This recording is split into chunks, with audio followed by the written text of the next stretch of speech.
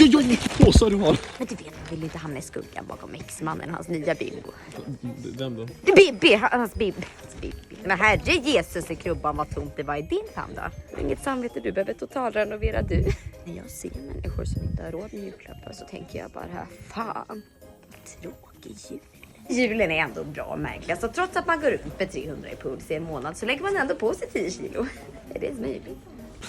Nu tappar du något där. Det är ett sånt serat av palmolja till Sissi. Det är från det här landet, vad heter det? Långt bort som fan. Skitsamma, det är en fridlysbuske där i alla fall som man har då kapat. Alltså det är jätteexotiskt. Det är jättekul att få ge Sissi det. Hon har haft ett tufft år.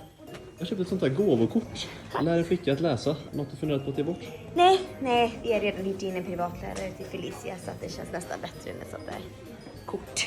Det är faktiskt 122 miljoner flickor i världen som inte går i skolan. Gud, skönt.